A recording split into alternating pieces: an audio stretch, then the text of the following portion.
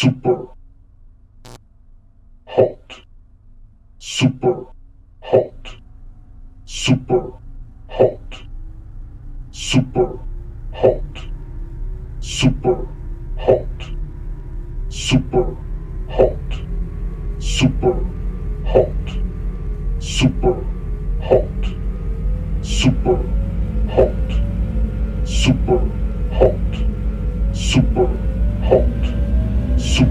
hot, super hot, super hot, super.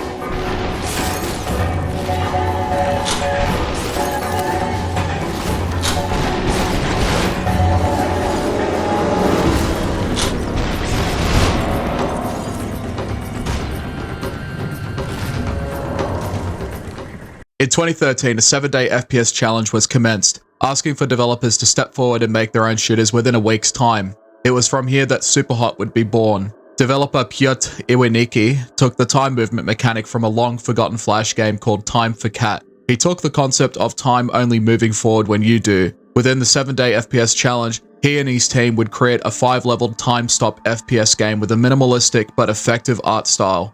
What was shown was very bare bones, but the way the time concept was utilized was so unique that it sparked a great deal of attention. So much so that players submitted the prototype through the Steam greenlight process. In turn, this would enable the team to further develop Superhot into something greater. By May 2014, a Kickstarter campaign began to make Superhot into a fully fledged game. But the dream wouldn't come to life until the 25th of February 2016. The prototype that once was now assembled into one of the most innovative FPS games I have played over the years. Superhot tells its story through a sequence of online conversations, on-screen text, and terminal intermissions. The entire backdrop of Superhot is done through what appears to be an MS-DOS-like machine, giving you the impression that you're online somewhere. You and this unknown friend of yours start talking about playing this new game called Superhot. You inquire about it and he gives you the executable file to run it. You boot it up, and then you find yourself in a red and white virtual space, where time only moves forward when you do. You are faced with red figures that only solely want to kill you. You never figure out what you're up against and why you're doing it in the first place. But as the game progresses, the game begins to manifest into a more sinister nature of sorts. A force behind the wheel that locks you in before you realize what's really going on. This is where the fourth wall gets broken. Over the course of Superhot, a series of large texts will occasionally pop up throughout the gameplay, as if someone or something is telling you what to do and is watching every step. The situation gets out of hand really quickly, so much so that the system in place begins spoiling the fun, and you end up with more than what you bargained for. The story has been picked apart over the years, and at the end of the day, there's not a great deal to discover. The general consensus seems to be how easy it is to be controlled, and how much easier it becomes over time accepting that reality. Nothing is discovered about who you're playing as, and who or what exactly was behind the creation of the Superhot program. But maybe it doesn't matter. In its own perspective, it may present total indifference to the subject it takes over. So for all we know, we could be playing as anyone for that matter. And even if you try to uncover the program's true nature, you're already so far into it that you can't get out. And when you do try to get out, you find that you can't anymore, and are left at the mercy of the Superhot program. So all in all, in the story department, it's pretty minimal, but the visual representation of it is great. As for the setting, it's a more polished version of the prototype. You have a series of locales that share the same consistent red and white space, with the occasional black in between. It's pretty sleek, and given the surrounding context of the program's sinister nature, it makes sense why everything feels so lifeless, even with the presence of the red figures trying to kill you. Superhot takes a backseat in the story and setting, but makes up for it with everything else surrounding it. You have your standard WSAD movement along with the jump mechanic using the spacebar. Each use of said buttons will move time forward, advancing the actions of everyone and everything within the room. As a result, your character has the means to manipulate time and space with the careful use of movement. Your weapon selection is pretty basic. You get a pistol with 4 bullets, a shotgun with 2 shells, a rifle with a few bursts, a bat, a golf club, a katana, and your fists that take 3 hits to kill an enemy. You also have a number of black-colored objects that you can throw towards your enemies, forcing them to drop their weapon, giving you a window to either strike or reposition. With the time stop mechanic in hand, some players have considered Superhot to be a puzzle game. The developer himself disagrees with the notion, but I can see where the players are coming from. In Superhot, you have to constantly think about how you move about. You're always surrounded by figures, as well as being outnumbered and outgunned.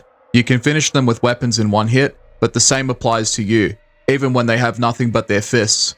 It can be quite difficult, especially if you begin tackling the challenge modes you unlock after beating the main game, as well as the endless levels going for a long run. But despite its trial and error design, the game is quite manageable if you have decent situational awareness, which will be the key to your success in the game's levels. Aiming can be a bit tricky here. If you're used to hit-scan gunplay, then you will often make the mistake of having your crosshair locked onto the enemy. In Superhot, bullets function as projectiles, meaning you can only hit them when the object and the projectile collide. This also means figures as well as yourself can dodge one another's bullets. Up close, it's easier to deal with, and with shotguns you can get away with it most of the time. But if you want to be able to hit your enemies constantly, then you need to be able to read your opponent's movements, rather than just relying on your raw aiming skills. Also, each gun has a cooldown, which can only be removed by moving basically, so you also need to take reloading into account. Your weapon can be thrown after it's empty, and since there's no ammo mechanic implemented, you have to take time to change weapons when necessary. The shotgun's my favorite personally, and it has a super punchy sound to it. When I use it, I truly feel like I've annihilated the enemy in the worst way possible. This brings out to me when the figures are reduced to shards of glass after a pellet shower. The rifle fires 4 round bursts by themselves, so you can't single tap with it, but it is great for crowd control sometimes. The pistol is as basic as they come. It contains 4 bullets and are quite common in each level. They are the easiest to dodge, followed by the shotgun and the rifle, which is the hardest because of the constant fire coming at your direction. They all feel pretty good to use, and aren't useless in any of the levels. The melee weapons feel pretty satisfying to use, my favorite being the katana. You can throw it at enemies without it breaking, split bullets like a ninja, and separate enemies entirely with one slice. The golf club and the bat one hit as well as the katana, but break upon throwing, so use wisely. Also, be mindful of the delay mechanic when using these weapons. It can screw you over sometimes, so you also need to time your hits, especially when you're in a crowd. At some point in the game, you get an ability called Hot Switch, which gives you the ability to switch bodies. This can be really helpful to have when in a dicey situation, but the figure you replace throws their weapon away immediately after switching, and the hot switch can only be reused from the passage of time. When you've cleared the level of enemies, the screen starts saying the namesake repeatedly and shows you a replay of the level but in real time. When you watch these replays, it makes the gameplay even more satisfying, showing you to be a pure force of nature that just seems unstoppable. It is possible to play the game without time stopping, but it's also incredibly difficult because of the random trajectory of enemy bullets. But with enough skill and patience, it can be done. After you beat the game, you have both Endless Mode and Challenge Mode. Endless is pretty self-explanatory. You just kill enemies until they finally drop you. You do have a few levels to select from, but the results are pretty much the same. Challenge Mode, as you unlock each one, provides arbitrary barriers and rules that you have to abide by in order to complete the challenge. Some are easy, some are harder, but with experience and enough time and patience, they can all be completed. When the dust settles, there isn't much more to do, besides speedrunning and replaying levels.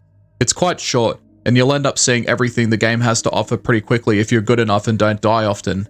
It can be completed in about a day, if you have 2 to 3 hours to spare. But as short as it is, Superhot is a short but sweet experience. The sound of the OS interface is both pleasing and also somewhat terrifying, knowing that it could betray you at any minute once the system steps in and hijacks your experience. The sound effects are crystal clear and are well implemented in both the four-wall breaking storytelling and setting, as well as the gunplay. There isn't really a soundtrack, not in the way that you would expect. There are some ambient noises that layer themselves throughout the sequences and levels, The only exception, the only case of any music in this game is in the ending credits. Everything from UI sound, to gunplay, the breaking of windows and objects, to even the slicing of bullets sound really satisfying here. Great job altogether. Graphically speaking, it's pretty basic. There's not a great deal to look at when you think about it, but that just comes with the territory when you're faced with minimalistic art styles. However, the red and white aesthetic suits the game pretty well. Superhot executes the lifeless digital space quite well. Everything you see looks so familiar, yet terribly wrong at the same time. You go from parking lots to alleyways, train stations, apartment complexes, construction sites, and office spaces. I feel like any computer could run this game given the minimal look. If you're someone that likes to have a bit more variety in the game's environment, then you're better off looking elsewhere. And that's Superhot, a really solid and unique experience in the FPS genre that proves innovative and interesting game mechanics are still possible. It does have a few rotten eggs, like an almost non-existent, non-cohesive story, a very limited but useful range of weapons, and no variety in the selection of enemies. But it's not enough to dissuade my belief that Superhot is one of the best shooters I've played in years. Definitely give this game a shot. You also have Superhot VR, and as well as the sequel, Mind Control Delete. They both have different things to offer, and let me tell you, I've just recently used VR, and Superhot VR is something else entirely compared to this game. If you ever get a VR headset, like the Valve Index or the Oculus Quest 2, definitely pick up Superhot VR. I also plan on talking about that game at some point once I have enough information, but I'm really excited to do a video on that game. But definitely give the original Superhot a try. It's awesome. Thank you for watching.